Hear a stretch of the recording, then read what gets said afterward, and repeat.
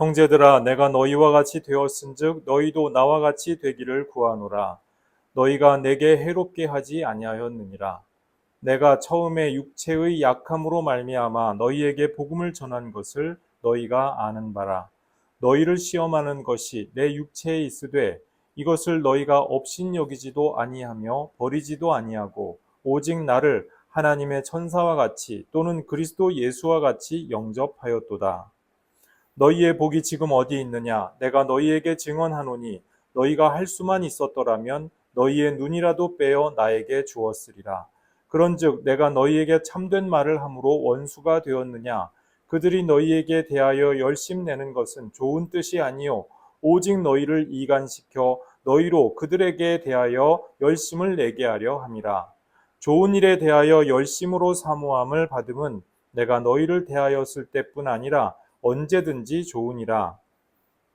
나의 자녀들아, 너희 속에 그리스도의 형상을 이루기까지 다시 너희를 위하여 해산하는 수고를 하노니 내가 이제라도 너희와 함께 있어 내 언성을 높이려 함은 너희에 대하여 의혹이 있음이라. 아멘.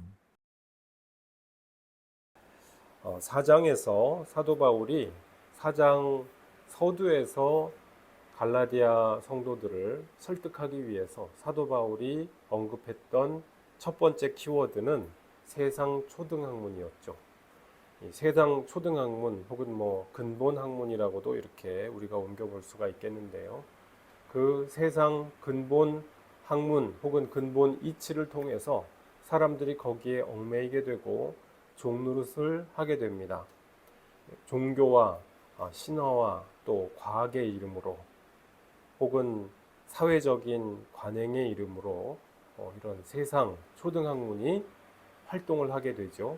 그런데 그것에 종노릇을 하게 되면서 그 삶의 자유가 없어지게 되고 참된 그 진리가 그 가운데에서 질식이 되어버리는 그러한 현상이 나타나지요. 그런데 지금 사도 바울이 애써 복음 전도를 통해서 갈라디아 성도들을 복음으로 인도하지 않았습니까? 그런데 지금 갈라디아 성도들이 뭔가 부족한 것 같다는 거죠. 뭔가 부족하다고 어떤 부분을 느끼느냐? 뭔가 유대주의자들이 자꾸 이야기를 하기를 율법을 너희가 준수해야 진짜야. 성령을 경험하고 너희가 믿음으로 그동안 잘 지내왔을지라도 율법을 준수해야 그제서야 너희가 진짜 하나님의 자녀야. 이렇게 얘기를 하니까 거기에 솔깃하면서 마음이 흔들린 거예요.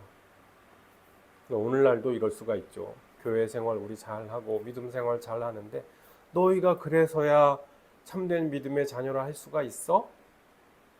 이거를 모르면 너희는 참된 믿음의 자녀가 아니야. 주일 성수를 얼마나 철저하게 하는지, 새벽 기도를 더 열심을 내야 돼. 무슨 부서 활동을 얼마나 더 열심히 해서 너희가 제자답게 하지 않으면 너희들은 하나님의 자녀가 아니야. 잘못된 가르침이죠. 잘못된 방향이죠. 일종의 우리를 자꾸 무언가로 얽어매고 속박하려고 하는 세상 초등학문이죠. 유치한 초등학문이죠. 자, 그와 같은 것으로 이 세상 초등학문에 다시 얽매이지 말길 바란다. 여러분이 지금 들은 것은 유대식 초등학문으로 돌아가자는 얘기밖에 안 되니까 믿음으로 의롭다함 받는 바로 그 복음에만 집중해 주었으면 좋겠다. 사도 바울이 첫 번째로 키워드로서 이것을 말씀을 하죠. 그 다음에 우리가 지난주부터 살펴보고 있는 것이 바로 우정이라고 하는 키워드입니다. 이 우정에 여러 가지 특징이 있는데 첫 번째 특징, 우리가 지난주에 나눴던 말씀은요, 서로 같이 된다는 것입니다. 상호 순환적이죠. 상호 호혜적이죠. 어느 한쪽이 일방적으로 주고 일방적으로 받고 이런 것은 존재할 수가 없습니다. 왜? 우정이니까.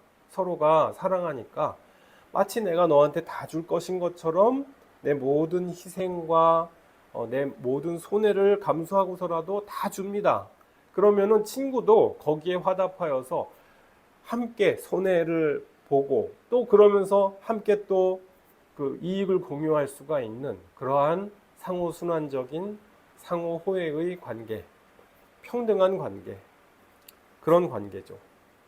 자, 그 다음에 두 번째 특징은 무엇입니까? 어려울 때 버리지 않는다는 거예요. 이익으로 서로 얽혀 있는 관계는 이익이 서로가 이익을 보는 그 때는 잘 굴러갑니다. 이익 공동체니까. 그런데 그 이익에 해가 되는 그 순간 깨지죠. 만일에 부부가 이익 공동체이기만 하다면 부부가 어느 한쪽이 뭐 몸이 아프다든지 뭐 경제적으로 큰 손실을 봤다든지 그럼 어떻게 해요? 그 부부 관계는 지속될 수가 없는 거예요. 왜? 그 부부 공동체는 애당초 사랑의 공동체, 우정의 공동체가 아니라 이익 공동체였으니까. 그래서 오늘날 우리 이 사회에서 이익 관계가 깨졌을 때 내 배우자가 내 옆에 있는 트로피가 아니라 나에게 어떠한 짐처럼 여겨졌을 때, 혹은 어떤 경제적인 손실을 안겨주는 존재가 되었을 때 가차없이 손절해버리는, 그래서 이혼에 이르게 되는 이런 상황, 이것이 너무 많이 들려와서 참으로 안타깝고 그리고 괴롭게 생각이 됩니다. 그러니까 진정한 우정의 특징은 무엇입니까? 어려울 때 버리지 않는 거예요. 네, 아무리 어려울 때에도 그야말로 괴로울 때나 즐거울 때나 힘들 때나 힘들지 않을 때나 함께 헤쳐나가고 함께 그 모든 고난과 영광을 공유할 수 있는 그러한 관계, 우정과 사랑의 모습이죠. 그러니까 우리가 우정이라고 옮겼는데 우리 필리아, 사람과 사람 간의 사랑에 대하여서 넓게 그냥 필리아라고 이야기합니다. 그것을 우리가 우정이라고 번역을 하는 건데요. 사람들이 서로 정이 있어야 말이죠. 정이 없잖아요. 아니, 부부관계가 여러 해 동안 지속이 된 그 부부관계인데 연애하고 그 만나는 모든 기간 하면 얼마나 오랫동안 서로 함께 공동의 관계를 유지한 거예요. 근데 아니 그 이익관계 깨졌다고 그게 하루아침에 딱 깨져? 너무 안타까운 얘기라는 것이죠. 부부관계만 그렇습니까? 사람과 사람과의 관계가 이익으로 서로 이렇게 얽혀 있을 때, 오직 그것만일 때, 사랑의 그 삼겹줄로 이렇게 매여 있는 관계가 아니라 이익의 삼겹줄로 매여 있을 때, 그 이익이 끝나는 순간 그 관계는 끝인 거예요. 그러니까 진정한 우정은 어려울 때 버리지 않을 수 있는 그러한 힘이 있는 관계다. 세 번째 우정의 진정한 특징은요, 직언을 할 수 있다는 것입니다. 그러니까 이 직언을 함으로써 상대방은 그 직언을 할 때 마음이 아프겠죠. 그야말로 뼈를 때리는 것과 같이 뼈 아픈 말일 거예요. 그런데 그 말을 들으면서, 그 말을 해주면서, 그 하는 본인도 아프고 듣는 사람도 아프고, 근데 내가 이것을 해줄 수밖에 없다, 이런 말을 할 수 있는 관계. 그런데 이런 것이 아니고 듣는 사람은 아파요. 근데 말하는 본인은 기뻐요. 시원해요. 이건 뭐죠? 이건 직언이 아니죠. 내 중심적으로 그냥 나 혼자 시원하자고 하는 자기중심적인 자기 만족적인 말이죠. 친구 간에, 부모 자식 간에, 스승과 제자 간에 다 마찬가지죠. 내가 이 말을 했는데 나는 통쾌하고 상대방은 마음이 아파. 그런 것을 보는 게 또 나는 즐겁다. 그러면 그건 직언입니까? 그것은 아첨꾼의 그냥 배려 없는 언어 폭력에 불과하죠. 그러니까 우정에서 나오는 직언은 그런 것이 아닙니다. 네. 빙빙 돌려서 아무리 3쿠션으로 부드럽게 얘기해도 못 알아듣고 이해가 안 가는 말과 행동을 상대방이 할 때 정말 따끔하게 눈물 쏙 빼게 그렇게 말할 수가 있다. 근데 그걸 말하면서 나도 너무 마음이 아프다. 함께 울고 부둥켜 안고 울고 막 이런 관계, 이것이 진짜 우정의 모습이라고 하는 것입니다. 오늘 읽은, 우리가 오늘 중점적으로 살펴보려고 하는 것은 17절, 18절에 나와 있는 우정의 모습입니다. 오늘날 이것이 굉장히 사회적인 이슈가 될 때도 많고 또 굉장히 여러 가지 의미를 내포하고 있는 말씀입니다. 열심 있는 우정이라고 우리가 이야기를 해볼 수가 있겠는데요. 참된 우정은 열심이 있는 우정이죠. 열심을 쏟을 줄 아는 우정이라고도 그렇게 말씀을 드릴 수가 있습니다. 그러니까 지금 오늘 이 유대주의자들, 바울의 대적자들이 갈라디아 성도들에게 자기들이 열심 있는 사람인 것처럼, 자기들에 대해서 열심 있는 사람인 것처럼 다가오니까 갈라디아 성도들이 혹해버렸어요. 우리식으로 얘기하면 이거죠. 막 고기도 사주고 어디 막 재밌는 데도 데려가주고. 그러니까 요즘 인터넷에 신천지에서 사람을 어떻게 포섭을 해서 자기 사람으로 만드는지, 이제 거기에 대한 신천지 탈출자들이 만든 영상들이 인터넷에 많이 나와 있습니다. 시간 되시면 한번 찾아보시면 좋겠는데요. 거기에서 이제 공통적으로 얘기하는 게 그거예요. 이 신천지에서 관계망을 만듭니다. 관계망을 아주 교묘하게 만들죠. 뭐 심리 검사를 한다. 심리 검사를 하는데 우리 아무개님의 심리 상태가 이걸 보니까 이런 점은 좀 위험하고 우려스러운데 이런 점은 참 너무 좋습니다. 뭐 그러면서 이제 전문 심리 상담가를 연결시켜 드리겠습니다 하면서 또 뭐 서울대 뭐 이렇게 명문대학교 딱 그 로고가 새겨진 그런 봉투에서 이 그런 심리 검사 관련해서 딱 이렇게 뭘 꺼낸 다음에 쫙 있어 보이게 이제 얘기를 하면은 혹 하는 거죠, 사람들이. 이제 그렇게 해서 만나는데 그 만나는 사람들이 전부 있어 보이는 사람들이에요.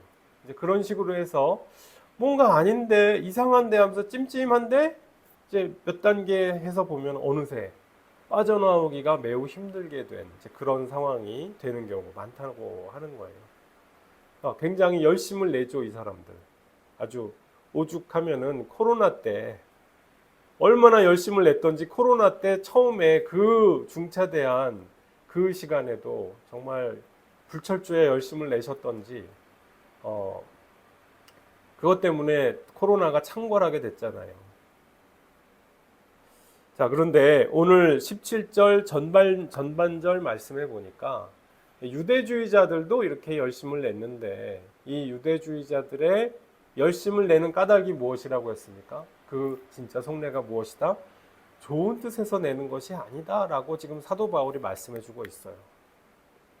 우리가 가스라이팅을 당하거나 혹은 이렇게 뭐 신천지나 안상홍 증인회나 이런 데에서 교묘하게 포교를 할 때 거기에 한참 이렇게 낚여서 들어갈 때는요, 그 사람들이 내 이익에 대한 욕심을 이렇게 딱 건드려 준 상태이기 때문에 정신을 잘 못 차립니다.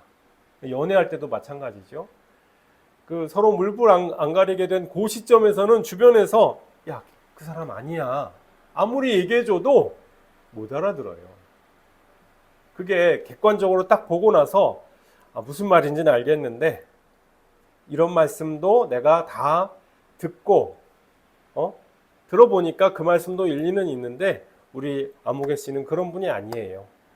내가 주변에서 보시는 것보다 더 가까이서 많이 봤어요. 뭐 이런 식으로 해서 실상을 더 잘 알고 그렇게 해서 인간관계 혹은 연애관계가 지속이 되는 것이 아니라 그냥 물불을 못 가리는 거죠.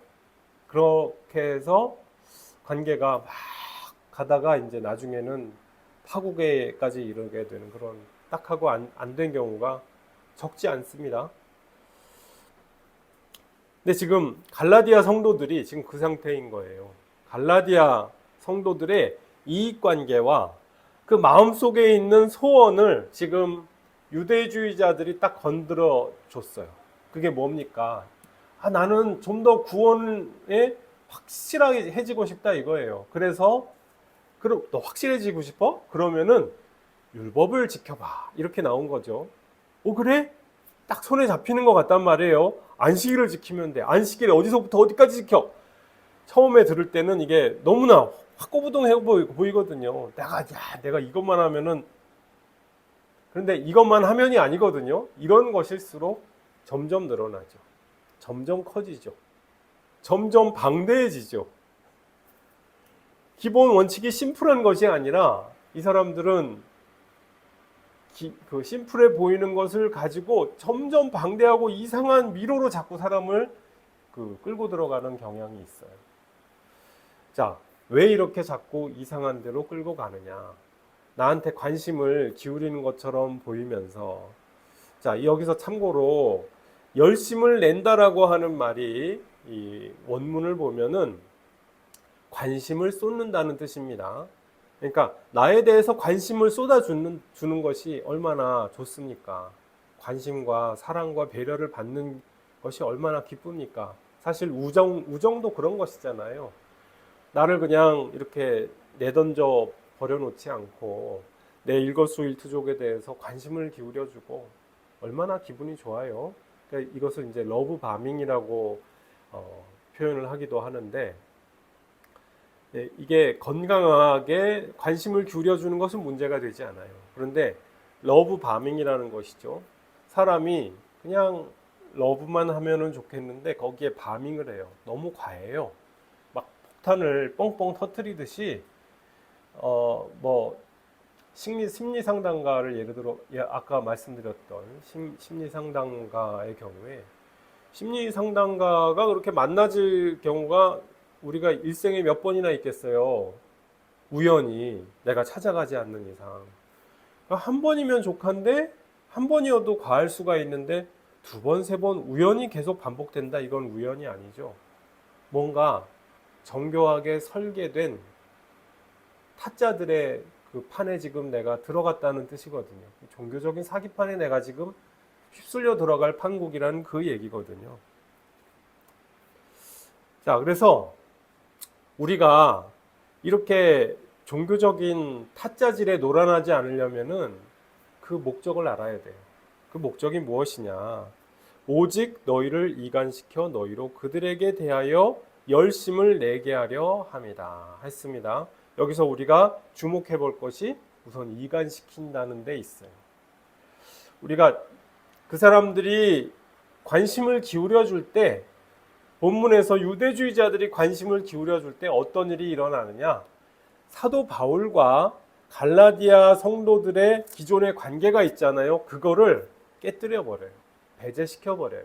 이것이 이러한 특징을 가진 사람들의 첫 번째 관계 전략입니다. 기존의 관계를 자꾸 끊어버리고 이간질 시켜버리는 것입니다. 궁극적으로는 이게 이렇게 나가다 보면 어떻게 돼요? 사도적인 복음으로부터 배제가 되겠죠. 또 하나님으로부터 배제가 되겠죠. 왜?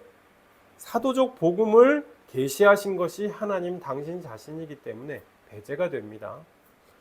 가스라이팅을 할 때 가스라이팅에 능숙한 이 나르시시스트 혹은 뭐 소시오패스들의 전형적인 인간관계 전략이 바로 그겁니다. 나만 바라보게 만드는 거예요. 기존에 여러분이 가지고 있었던 인간관계라는 게 있잖아요. 인간관계 레이더망이라는 게 있잖아요. 그걸 다 끊어버린다는 거예요. 나만 보도록.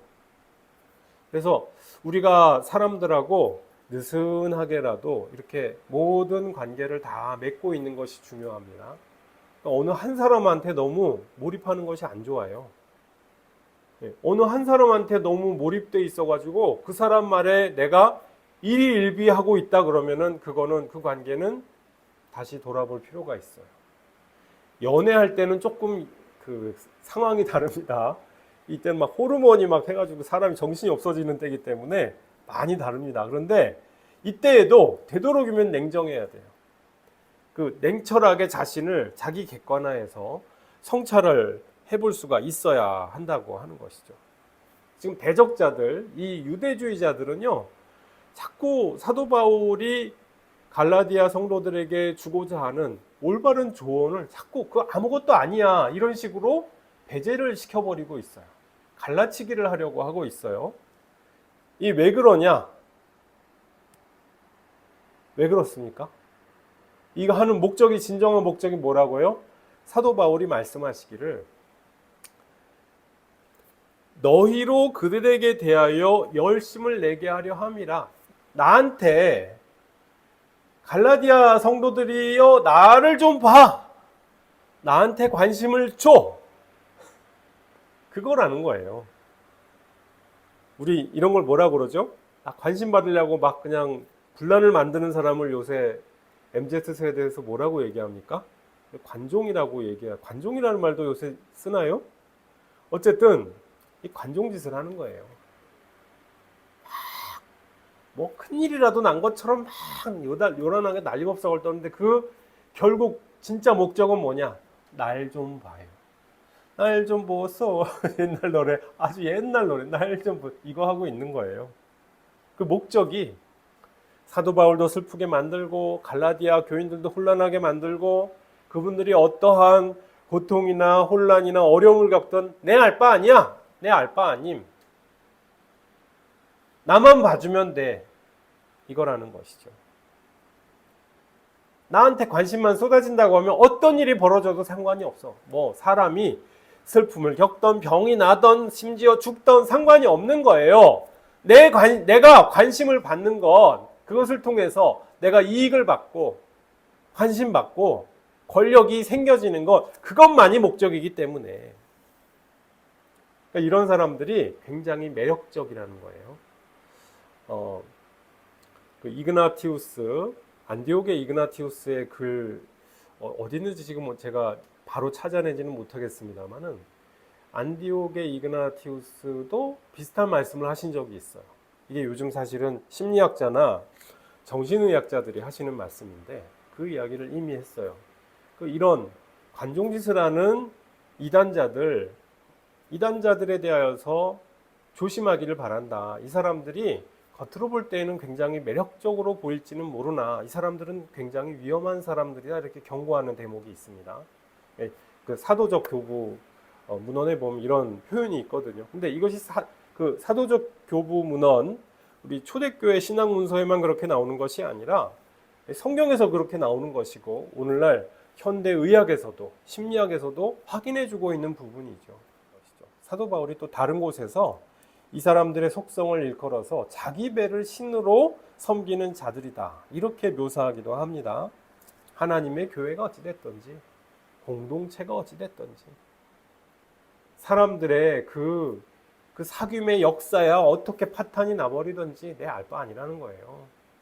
내 등 따숩고 내 배 부르면 다 그거면 족하지 뭐 남들이 어찌됐든 알 바 아니다. 그래서 사람들이 이 배제를 한다는 것 굉장히 뿌리 깊은 악습이고 또 사악한 그 습속이라고 할 수가 있습니다. 그러니까 배제와 포용이라는 유명한 그 책이 있는데요. 이제 이 책을 쓰신 미로슬라프 볼프라고 하는 분이 크로아티아계 미국 신학자입니다. 그러니까 크로아티아에서 인종 청소가 예전에 일어났죠. 코소보 내전 이제 그때 그 무렵에 있었던 일인데 그때 그냥 한 인종이 다른 인종을 싹 다 배제를 시켜버리는 거예요. 싹 다 인종을 그냥 학살하고 강간하고 죽이고 하면서 방어하고 약탈하고 이걸 한 거예요. 그러면서 자기들은 세상에서 가장 순열의 순수한 민족이다. 이거 어디서 많이 들어보던 얘기죠. 나치, 독일에서도 이런 짓을 했잖아요. 그러니까 이 배제, 그러면서 자기들은 굉장히 도덕적으로 의롭다, 깨끗하다, 순수하다라고 느끼는 것 아이러니하죠. 근데 이 따돌리는 좀 규모가 작아져서 우리가 그 직장이나 회사에서 따돌림이 있을 수가 있어요. 그 따돌리는 것은 뭔가 만만한 구석이 있는 사람을 딱 타겟으로 해서 따돌리게 되죠. 뭔가 도덕적으로나 요만한 약점이 있어 보일 때 그 사람을 집요하게 따돌려 버리는 거예요. 그 따돌리는 이유가 뭐냐? 그 도덕적인 약점. 그 도덕적인 약점 때문에. 그 도덕적인 약점은 약점이죠. 부정할 수가 없는 약점일 때가 많죠.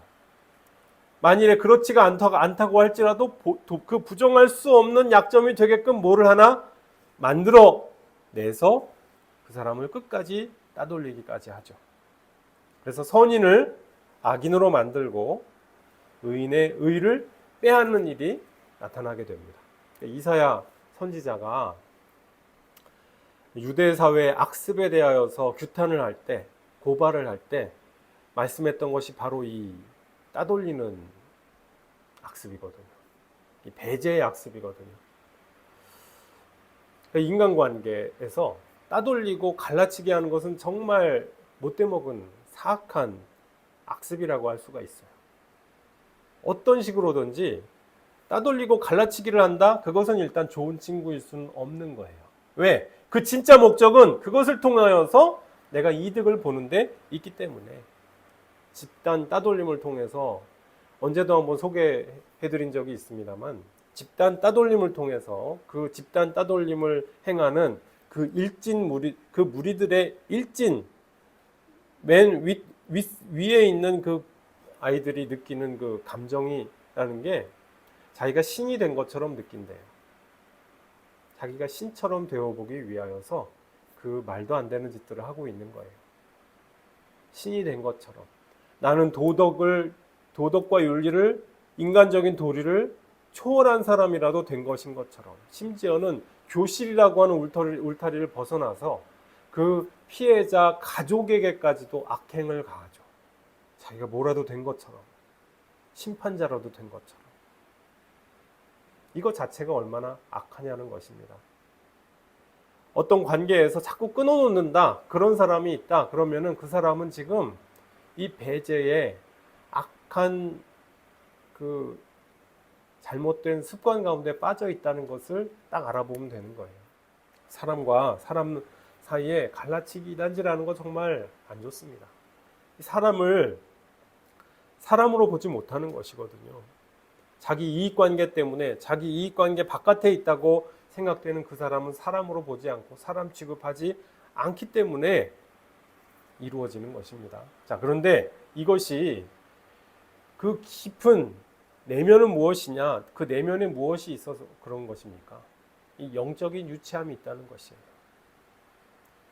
사람을 사람으로 볼 수가 없는 영적인 눈몸이 있기 때문에 이렇게 갈라치기 하고 배제하고 막 배타적이고 이런 게 일어난다는 것입니다. 우리 인류가 계명하지 못한 시절에는 인류가 계명하지 못해서 예수님이 오시기 이전이니까. 그런데 예수님 오시고 나서도 인간이 얼마나 영적으로 무지하고 무식한 존재들인지 이런 일들을 계속 반복을 합니다. 어떤 분들은 오늘 본문 말씀 갈라디아서 4장 17절 18절 말씀을 보면서 그렇게 이야기를 하기도 해요. 사도 바울이 이게 그냥 자기 주관적으로 마음에 안 드는 사람들에 대해서 뭐라고 얘기하는 거겠지. 아닙니다. 18절 말씀에 보니까 좋은 일에 대하여 열심으로 사모함을 받음은 내가 너희를 대하였을 때뿐 아니라 언제든지 좋으니라. 열린 우정이라는 말입니다. 너와 내가 친구로서 좋은데 그 친구 사이에 아무도 끼어들지 못해. 이것은 거짓 우정일 가능성이 많죠.